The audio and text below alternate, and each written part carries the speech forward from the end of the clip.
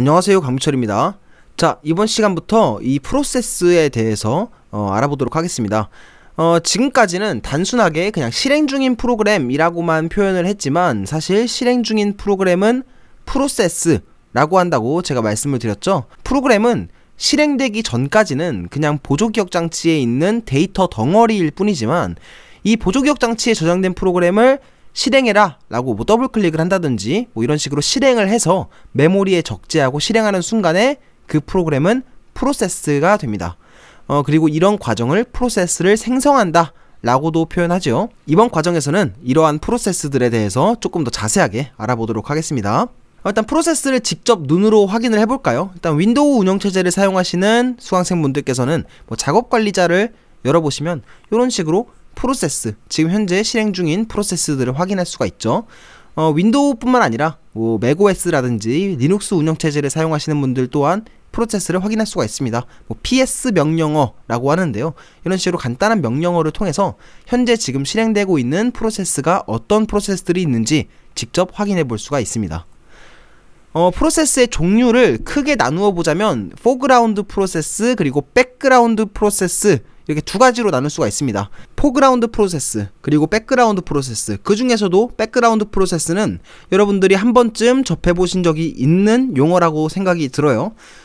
포그라운드 프로세스는 사용자가 볼 수 있는 공간에서 실행되는 프로세스, 다시 말해서 사용자가 보는 앞에서 실행되는 프로세스를 의미합니다. 여러분들이 일반적으로 실행하는 웹브라우저라든지 메모장이라든지 워드 프로세스라든지 게임이라든지 이런 프로세스들이 포그라운드 프로세스라고 볼 수 있어요.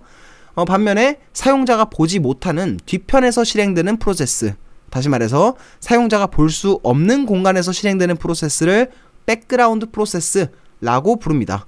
이 백그라운드 프로세스 같은 경우에는 크게 두 가지 종류가 있는데요. 그냥 사용자가 직접 상호작용할 수 있는, 사용자와 직접 상호작용이 가능한 백그라운드 프로세스도 있고요. 사용자와 상호작용하지 않고 그저 묵묵히 실행되기만 하는 프로세스, 그저 정해진 일만을 묵묵히 실행하는 프로세스가 있습니다. 자, 이렇게 사용자와 상호작용하지 않고 그저 정해진 일만을 묵묵히 수행하는 프로세스를 데몬 혹은 서비스라고도 부릅니다. 리눅스라든지 아니면 윈도우 운영체제를 조금 딥하게 보셨던 분들은 아마 이 용어들도 한 번쯤 접해보신 적이 있을 거라고 생각을 합니다. 왜냐면 윈도우 운영체제 같은 경우에는 아까 전에 말씀드렸죠. 이 작업관리자를 통해서 현재 실행되는 프로세스를 볼 수 있는데 여기에 서비스라고 하는 탭이 따로 있습니다. 이 서비스를 눌러보시면 현재 실행되고 있는 서비스들의 종류를 볼 수가 있어요. 아시겠죠? 자, 이번에는 운영체제가 이러한 프로세스를 어떤 식으로 관리하는지에 대해서 말씀을 드려보도록 하겠습니다. 일단 이것에 대해서 먼저 말씀을 드려야 될 것 같아요. 일단 모든 프로세스는 CPU가 필요합니다. 실행이 돼야 되잖아요, 그쵸? 실행의 주체가 프로세스이기 때문에 모든 프로세스는 실행되기 위해서 CPU가 필요로 합니다. 하지만 CPU의 자원은 한정되어 있죠. 예를 들어서 프로세스가 100개, 1000개 돌고 있다고 해도 CPU가 4개면은 이 4개의 CPU를 돌아가면서 사용을 해야 되는 거예요. 다시 말해서 프로세스들은 돌아가면서 한정된 시간만큼만 CPU를 이용하게 됩니다. 이게 어떻게 이루어지냐면 프로세스들은 돌아가면서 한정된 시간만큼만, 자기한테 할당된 시간만큼만 CPU를 이용을 하고요. 자기한테 할당된 그 한정된 시간만큼 CPU를 이용을 했다면 자기의 차례가 끝났다면 다음 프로세스한테 CPU의 이용권, 차례를 양보하게 됩니다. 이런 식으로요. 줄을 서는 거죠. 자세한 거는 이제 CPU 스케줄링에서 말씀드리겠지만 이 CPU 자원은 한정되어 있고 CPU를 이용하고자 하는 프로세스들은 이런 식으로 쭉 많기 때문에, 일반적으로 많기 때문에 한정된 시간 동안만 한 프로세스는 CPU를 이용하게 되고 이 프로세스의 한정된 시간이 끝난다면 얘는 다시 자기의 차례를 기다리게 됩니다. 그리고 다음 차례인 프로세스가 CPU를 이용하게 되죠. 여기에 타이머 인터럽트라고 하는 용어가 있죠. 타이머 인터럽트는 야, 너 시간 끝났어 를 알려주는 특별한 인터럽트입니다. 조금 더 정확하게는 이 클럭 신호를 발생시키는 장치에 의해서 주기적으로 발생하는 하드웨어 인터럽트의 한 종류라고 보시면 돼요. 이거를 타임아웃 인터럽트라고도 부릅니다.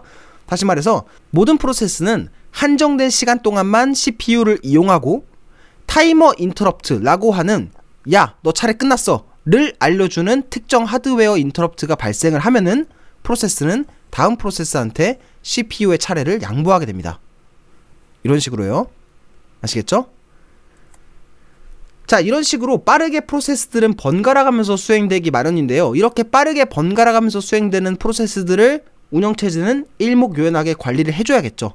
이거를 위해서 사용하는 자료 구조가 프로세스 제어 블록, 이제부터는 PCB라고 부를게요. 줄여서 프로세스 제어 블록, PCB라고 부릅니다. 이 자료 구조라고 하는 말이 컴퓨터 사이언스 공부를 하셨던 분들은 비교적 이 단어가 굉장히 익숙하시겠지만 이 자료 구조라고 하는 용어 자체를 좀 생소하게 받아들이시는 분들도 계실 것 같아요. 자료 구조는 그냥 다른 거 없습니다. 그냥 자료를 저장하는 하나의 형태를 의미한다고 보시면 돼요. 지금 여기 예제에서는 이 PCB라고 하는 거는 그냥 요런 마치 상품에 달려있는 태그와 같은 정보라고 보시면 됩니다. 이 프로세스 관련 정보를 저장하는 이 태그 같은 정보라고 보시면 돼요. 이런 식으로 여러분들 옷 사러 갈 때 새 옷 뒤편에 보면 이런 식으로 태그가 달려있고 그 옷에 대한 정보들이 이렇게 쭉 적혀있죠. 마찬가지로 이 PCB에는 이 프로세스와 관련된 온갖 정보들이 이렇게 적혀있게 됩니다. 그리고 이 PCB는 이 프로세스가 새롭게 생성되면 커널 영역에 이 PCB가 생성이 되고요. 이 프로세스가 실행이 끝나서 종료가 된다면 이 PCB는 폐기됩니다. 여기까지 이해 가셨죠? 그쵸? 자, PCB는 마치 옷에 달려있는 태그처럼 이 프로세스와 관련된 온갖 정보들을 저장하고 있는 자료 구조라고 말씀드렸죠. 자, 그러면 이 PCB에는 어떤 정보들이 담길까요? 참고로 PCB에 담기는 정보는 운영체제마다 차이가 있습니다. 근데 대표적인 정보에는 다음과 같은 정보들이 있습니다. 앞서 말씀드렸던 것처럼 이 PCB는 커널 영역에 생성된다고 말씀드렸죠. 그래서 이런 식으로 태그들이 커널 영역에 생성된다 라고 보시면 되고요. PCB에 담기는 대표적인 정보에는 이런 것들이 있습니다. 이런 것들 밑에 적어드렸다시피 운영체제마다 차이는 있어요. 하지만 그럼에도 불구하고 대표적인 정보에는 이런 것들이 있습니다. 첫 번째로 프로세스 ID, 이거를 PID 라고 부릅니다. 그리고 레지스터 값, 세 번째로 프로세스 상태, 네 번째로는 CPU 스케줄링 정보, 다섯 번째로 메모리 정보, 여섯 번째로 이 프로세스가 사용했던 파일과 입출력 장치에 대한 정보, 이런 것들이 이 PCB 태그와 같은 정보에 담긴다 라고 보시면 됩니다. 그리고 운영체제는 커널 영역에 적재된 이러한 PCB를 보고 프로세스를 일목요연하게 관리한다 라고 보시면 되겠습니다. 아시겠죠? 자, 그러면 이 프로세스 ID부터 한번 볼까요? 이 프로세스 ID, 다시 말해서 PID는 특정 프로세스한테 붙은 ID 값이라고 보시면 돼요. 다시 말해서 특정 프로세스를 식별하기 위해서 고유한 어떤 번호라고 보시면 돼요. 마치 학교의 학번이라든지 회사의 사번 같은 존재라고 보시면 됩니다. 학교의 학번이라든지 회사의 사번을 통해서 어떤 특정 학생이라든지 사원을 특정 지을 수 있는 것처럼 이 PID를 통해서 특정 프로세스를 특정할 수가 있습니다. 그러니까 프로세스를 특정하기 위한 숫자가 바로 PID라고 보시면 돼요. 이것 또한 직접 확인할 수가 있어요. 예를 들어서 윈도우 운영체제에서 작업관리자에서 여기서 마우스 오른쪽 클릭한 다음에 요거를 클릭하면은 PID라고 하는 이런 숫자들이 나옵니다. 이러한 숫자들이 여기에 있는 이 프로세스, 각각의 프로세스를 식별하기 위한 고유한 번호다 라고 보시면 됩니다. 아시겠죠? 그리고 레지스터 값, 프로세스 제어 블록 PCB에 왜 레지스터 값이 담기는지 그 이유를 아는 것이 중요합니다. 조금 있다가 컨텍스트 스위칭, 문맥 교환이라고 하는 개념에 대해서 배울 텐데 이 레지스터 값이 왜 프로세스 제어 블록에 저장되는지 그 이유를 아는 게 중요해요. 자, 레지스터 값이 왜 PCB에 담기느냐? 아까 말씀드렸죠. 모든 프로세스들은 실행을 위해서 CPU를 필요로 하지만 CPU라고 하는 자원은 한정되어 있다 라고 말씀을 드렸습니다. 각각의 프로세스는 CPU를 이용하면서 CPU 안에 있는 여러가지 레지스터들을 이용을 하겠죠. 예를 들어서 프로그램 카운터라든지 스택 포인터라든지 뭐 여러가지 범용 레지스터라든지 여러가지 레지스터들을 이용하면서 이 프로세스들은 실행이 될 겁니다. 자, 예를 들어서 프로세스 1번이 지금 CPU를 막 쓰고 있다고 한번 가정을 해볼게요. 예를 들어서 이 CPU 안에 있는 뭐 프로그램 카운터라든지 스택 포인터라든지 여러가지 범용 레지스터들을 막 쓰면서 실행이 되고 있었다고 한번 가정을 해볼게요. 자, 근데 타이머 인터럽트가 발생해서 프로세스 1번의 실행이 끝났어요. 그럼 이 프로세스 1번은 실행을 중단하고 다시 자기의 차례를 기다려야겠죠? 자, 그럴 때 지금까지 자기가 CPU에서 이용했던 레지스터 값들을 알고 있어야 다시 자기 차례가 왔을 때 실행을 재개할 수가 있겠죠. 그쵸? 예를 들어서 프로그램 카운터에는 어떤 값이 담긴다 그랬죠? 다음번에 실행할 메모리의 주소가 담긴다 그랬죠? 근데 만약에 얘가 이 프로세스 1번이 실행이 끝난 다음에 자기 차례에 실행이 끝난 다음에 프로그램 카운터 값을 까먹어 버린다면, 잊어버린다면 다음번에 실행할 메모리 주소가 어딘지 모르잖아요. 다시 자기 차례가 왔을 때. 그렇죠? 그리고 연산 도중에 타이머 인터럽트가 발생했다고도 한번 가정을 해보죠. 그럼 연산의 중간 값을 모르면 지금까지 자기 차례가 돌아와도 이전에 내가 어떤 연산을 했는지 그 중간 값이 뭔지를 모르잖아요. 그렇죠? 그렇기 때문에 PCB에는 이러한 레지스터 값을 이제 저장을 해야 됩니다. 이 프로세스는 자기의 실행 차례가 오면 이전까지 사용했던 레지스터의 중간 값들을 모두 복원해서 실행을 재개하기 때문에 PCB에는 보통 이런 식으로 지금까지 사용한 레지스터 값들이 담기게 됩니다. 아시겠죠? 레지스터 값을 PCB에 명시하는 이유는 이전까지 실행했던 내용을 다시 자기 차례가 오면은 실행을 재개하기 위해서 라고도 볼 수 있습니다. 아시겠죠? 자, 다음으로는 프로세스 상태입니다. 이 프로세스 상태와 관련해서는 다음 강의에서 조금 자세하게 말씀을 드릴 텐데요. 프로세스 상태, 뭐 생성 상태, 대기 상태, 준비 상태, 실행 상태, 이렇게 여러 가지 상태가 있어요. 근데 지금으로서는 그냥 입출력 장치를 사용하기 위해서 현재 기다리고 있는 상태, 현재 CPU를 이용 중인 상태, CPU를 지금 당장이라도 쓸 수 있지만 아직 내 차례가 아니라서 기다리는 상태, 이렇게 여러 가지 상태라고 하는 것들이 있고 프로세스마다 그 상태 값들이 이 PCB에 담긴다 라고 보시면 됩니다. 아시겠죠? CPU 스케줄링 정보는 뭐냐면 아까 전에 제가 말씀드렸죠. 이 프로세스마다 CPU를 보통 돌아가면서 사용을 한다고요. 자, 이때 프로세스가 언제 어떤 순서로 CPU를 할당받아서 사용할지에 대한 정보도 이 PCB에 명시가 되는데 보통 그냥 모든 프로세스가 일정한 시간만큼만 돌아가면서 CPU를 쓰지는 않거든요. 그 이유에 대해서도 CPU 스케줄링 시간 때 자세히 말씀을 드릴 거예요. 어쨌든 간에 내가 이 프로세스가 나라는 프로세스가 언제 어떤 순서로 CPU를 할당받을지에 대한 이 스케줄링 정보도 PCB에 포함된다 라고 보시면 됩니다. 아시겠죠? 이 메모리 정보는 뭐냐면 이 프로세스가 현재 어느 주소에 저장되어 있는지에 대한 정보를 의미합니다. 프로세스마다 당연한 얘기지만 메모리에 저장된 위치가 다릅니다. 그렇기 때문에 PCB에는 프로세스가 현재 어느 주소에 저장되어 있는지에 대한 정보도 있어야겠죠? 그쵸? 앞서 여러분들 주소 지정을 위한 여러가지 레지스터들을 배우셨죠?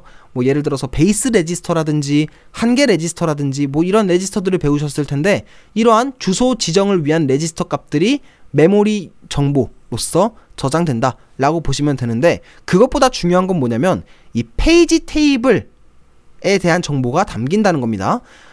이 페이지 테이블 아직은 이거는 여러분들이 배우지 않아서 그리고 이거는 설명하기는 좀 길어서 그냥 지금으로서는 일단 페이지 테이블에 대한 정보가 담긴다. 페이지 테이블은 그냥 메모리의 현재 주소를 알 수 있는 정보다 정도로만 그냥 이해하고 넘어가셔도 괜찮습니다. 나중에 이 페이지 테이블에 대해서 공부를 할 때 제가 다시 한번 언급을 해드릴게요. 아시겠죠? 자, 마지막으로 PCB에는 사용한 파일과 입출력 장치의 정보들이 명시됩니다. 지금 예를 들어서 어떤 프로세스가 어떤 특정 입출력 장치를 사용할 수도 있잖아요. 그리고 특정 파일을 뭐 열어서 읽는다든지 쓴다든지 이런 작업들을 할 수가 있습니다. 자, 만약에 그런 과정을 거쳤다면 만약에 프로세스가 실행 과정에서 뭐 어떤 입출력 장치나 파일을 사용했다면 PCB에 해당 내용이 명시가 됩니다. 다시 말해서 어떤 입출력 장치가 이 프로세스한테 할당이 되었는지 어떤 파일들을 열었는지 이런 정보들이 PCB에 기록된다 라고 보시면 되겠습니다. 자, 다음으로 살펴볼 게 바로 이 문맥 교환입니다. 이 문맥 교환이 사실상 오늘 강의에서 가장 중요한 내용이라고 보셔도 무방합니다. 이 문맥 교환은 앞서 제가 말씀드렸던 요 내용이 있죠. CPU라고 하는 자원은 한정되어 있지만 프로세스들은 모두 CPU를 원하고 있다. 그렇기 때문에 CPU를 돌아가면서 사용하게 된다. 이 내용이 실질적으로 어떻게 이루어지냐에 대한 내용이라고 보시면 돼요. 자, 다시 돌아와서 자, 문맥 교환. 여기에 대해서 이야기를 하려면 일단 이 질문부터 시작을 해야 됩니다. 한 프로세스, 뭐 예를 들어서 프로세스 A라고 할게요. 한 프로세스가 실행되다가 다른 프로세스, 뭐 가령 프로세스 B라고 할게요. 다른 프로세스로 실행의 순서가 넘어가면 어떤 작업을 거쳐야 될까요? 어떤 작업이 이루어질까요? 프로세스 A가 막 실행이 되고 있었어요. CPU를 할당받아서 막 실행이 되고 있었어요. 자, 그러다가 타이머 인터럽트가 딱 발생을 한 거예요. 시간 끝. 너 차례 끝났어. 이제 프로세스 B한테 차례 넘겨 라고 해서 프로세스 B한테 실행 순서가 넘어갔다고 한번 가정을 해볼게요. 자, 그러면 컴퓨터 내부에서는 어떤 과정이 거쳐질까요? 기존에 실행되던 프로세스 A는 일단 지금까지의 중간 정보를 백업해야 됩니다. 뭐 예를 들어서 앞서 말씀드렸던 프로그램 카운터를 비롯한 각종 레지스터 값, 메모리 정보, 뭐 열었던 파일, 사용한 입출력 장치 등 뭐 이런 중간 정보들을 어딘가에 백업을 해야 됩니다. 그리고 이러한 중간 정보를 문맥, 컨텍스트라고 이야기를 합니다. 여기까지 이해 가셨죠? 다시 말해서 문맥은 다음 차례가 왔을 때 실행을 재개하기 위한 정보가 바로 문맥입니다. 이 컨텍스트, 실행 문맥을 잘 백업해 두면 뭐 예를 들어서 시간이 다 되거나 CPU를 사용할 수 있는 시간이 다 되거나 예기치 못한 상황이 발생해서 인터럽트가 발생을 하더라도 언제든지 해당 프로세스의 실행을 재개할 수가 있겠죠. 지금까지의 중간 정보, 이 문맥을 어딘가에 백업을 해놨으니까 그 중간 정보를 불러오기만 하면 되니까요. 그렇죠? 그리고 이렇게 프로세스 A가 중간 정보, 다시 말해서 컨텍스트를 백업을 했다면 이제 뒤이어 실행할 프로세스 B의 문맥, 다시 말해서 중간 정보를 복구하게 됩니다. 그렇게 자연스럽게 프로세스 A를 쭉 실행을 하다가 프로세스 B를 쭉 실행하도록 이렇게 자연스럽게 실행 중인 프로세스가 바뀌게 되는 거예요. 자, 이러한 과정을 컨텍스트 스위치, 문맥 교환이라고 이야기합니다. 여기까지 이해 가셨죠? 그쵸? 자, 이렇게 기존에 실행 중인 프로세스의 문맥을 백업하고 새로운 프로세스 실행을 위해서 문맥을 복구하는 과정을 문맥 교환, 컨텍스트 스위칭이라고 합니다. 이 문맥 교환은 여러 가지 프로세스가 지금 아까 전에 보여드렸죠? 뭐 지금 그 작업 관리자 같은 거 들어가 보시면 수많은 프로세스들이 동시에 실행 중에 있을 텐데 이렇게 수많은 프로세스들이 끊임없이 빠르게 번갈아 가면서 실행될 수 있는 원리라고도 볼 수 있어요. 자, 요거를 그림으로 표현하자면 다음과 같이 표현할 수가 있습니다. 예를 들어서 프로세스 A가 쭉 실행이 되고 있었다고 쳐요. 자, 그러다가 프로세스 A의 시간이 딱 끝난 거예요. 타이머 인터럽트가 발생을 한 거예요. 자, 그러면 그 순간에 바로 프로세스 B를 실행하는 것이 아니라 프로세스 A의 문맥을, 컨텍스트를 PCB에 저장을 하고 프로세스 B의 PCB로부터 문맥을 복구하는 과정이 있어야 됩니다. 이거를 바로 문맥 교환이라고 한다고 말씀드렸죠. 그러면 자연스럽게 프로세스 B의 실행을 재개해 나갈 수가 있는 거예요.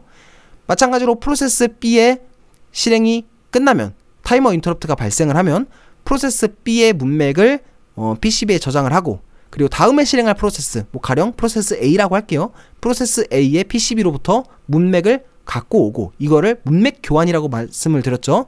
이렇게 문맥 교환을 거치면 자연스럽게 프로세스 A의 실행을 재개할 수 있다 라고 보시면 되겠습니다. 여기까지 이해 가셨죠? 그쵸? 뭐 문맥에는 사용했던 뭐 레지스터들도 포함된다고 말씀드렸죠.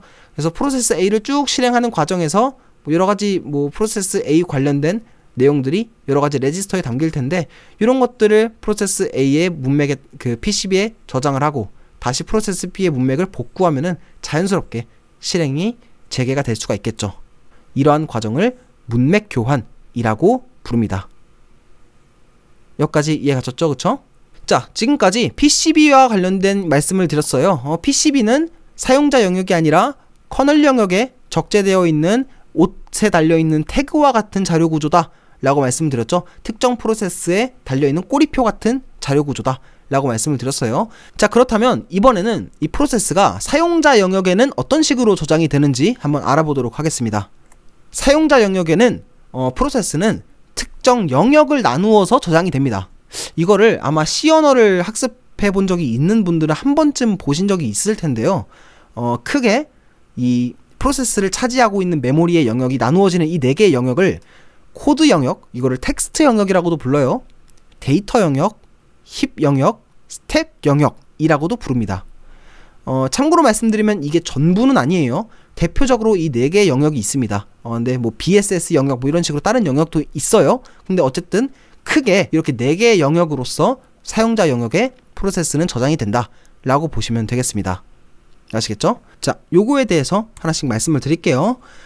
코드 영역, 요거는 텍스트 영역이라고도 부른다 라고 말씀을 드렸죠.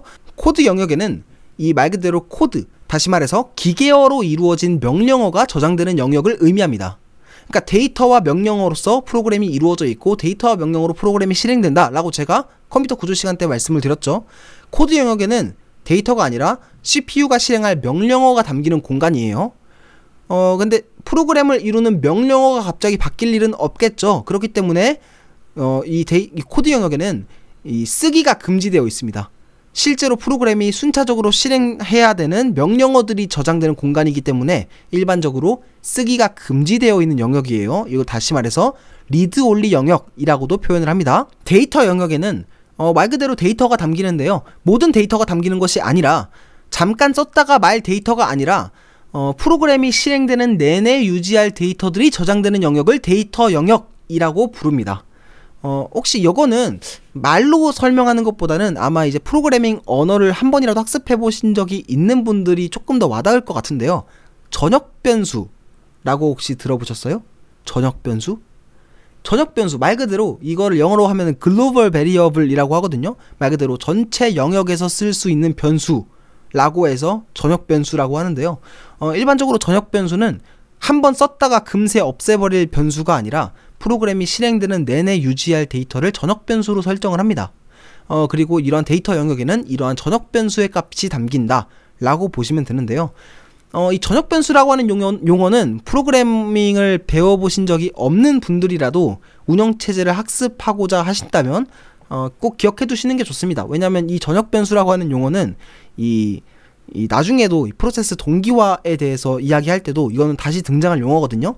그래서 프로그래밍 언어를 한 번쯤 배워보셨던 적이 있는 분들은 뭐 전역 변수를 아시겠지만, 만약에 전역 변수라고 하는 용어를 이번에 처음 하셨던 분들은 프로그램이 실행되는 동안 유지되는 변수, 프로그램 전체에서 접근할 수 있는 변수로 기억해 주시길 바랍니다. 아시겠죠? 참고로 말씀드리자면 이 코드 영역 그리고 데이터 영역은 크기가 변하지 않습니다. 이 크기가 고정되어 있어요. 그래서 이 크기가 고정된 영역이라고 하는 점에서 정적 할당 영역이라고도 부릅니다. 왜냐면 갑자기 프로그램이 실행되다가 갑자기 프로그램을 이루는 명령어가 갑자기 휙 바뀔 일은 없을 거고, 데이터 영역은 말 그대로 프로그램이 실행되는 내내 유지할 데이터니까 바뀔 일이 없겠죠. 그렇기 때문에 이 코드 영역과 데이터 영역은 하나로 묶어서 정적 할당 영역이라고 지칭하기도 합니다. 여기까지 이해 가셨죠? 그쵸? 자, 다음으로는 힙 영역입니다. 힙 영역 또한 이것도 이제 프로그래밍 언어, 뭐 그 중에서도 C 언어를 학습해 본 적이 있는 분들은 더 와닿으실 것 같은데요. 이거는 이 사용자가 할당할 수 있는 공간이에요. 사용자가 할당할 수 있는 공간은 무슨 말이냐면 프로그램을 만드는 사용자, 다시 말해서 프로그래머가 직접 할당할 수 있는 저장 공간입니다. 야, 나 이만큼의 저장 공간이 필요한데 이만큼의 저장 공간을 직접 할당하고 싶어 라고 할 때 사용할 수 있는 영역을 힙 영역이라고 부른다 라고 보시면 됩니다. 아시겠죠? 참고로 말씀드리지만 프로그래밍을 하시는 과정에서 힙 영역에다가 메모리 공간을 할당을 하셨다면, 프로그래머로서 이제 메모리 공간을 할당을 했다면 언젠가는 힙 영역에 할당한 이 메모리 공간을 반환해야 됩니다. 이거를 요즘은 프로그래밍 언어가 알아서 반환해주는 경우도 있어요. 이거를 가비지 컬렉션이라고 부릅니다. 근데 일부 프로그래밍 언어, 특히 옛날 프로그래밍 언어, 예를 들어서 C 언어 같은 경우에는 가비지 컬렉션 기능이 없기 때문에 이런 것들을 일일이 메모리를 반환하는 과정을 거쳐야 됩니다. 그렇지 않다면 이렇게 할당한 이 힙 영역의 공간은 계속해서 메모리 공간을 차지하면서 메모리의 낭비를 초래합니다. 이러한 문제를 메모리 누수, 메모리 리크라고 합니다. 아시겠죠? 자, 다음은 스택 영역입니다. 스택 영역. 스택 영역은 데이터를 일시적으로 저장되는 공간을 의미합니다. 앞서 데이터 영역은 한 번 쓰고 말 데이터가 아니라 프로그램을 실행하는 내내 유지할 데이터들이 데이터 영역에 담긴다 라고 제가 말씀을 드렸죠. 반면에 스택 영역은 잠깐 쓰다가 말 값들, 그냥 쓰다가 말 것들, 이런 것들이 저장되는 공간을 스택 영역이라고 부른다 라고 보시면 돼요. 이러한 데이터로서 대표적인 예시는 뭐 매개 변수 아니면 지역 변수, 이런 용어들이 있어요. 아마 프로그래밍 언어를 공부하신 적이 있는 분들은 아마 이 두 개의 용어도 익숙하실 거라고 믿습니다. 만약에 이 두 용어가 익숙하지 않으시다면 그냥 일시적으로 사용할 데이터, 그냥 프로그램을 사용하는 내내 유지할 데이터는 아니다 정도로만 이해하셔도 좋습니다. 아시겠죠? 참고로 말씀드리자면 아까 전에 이 두 개의 영역이 정적 할당 영역이라고 말씀드렸죠.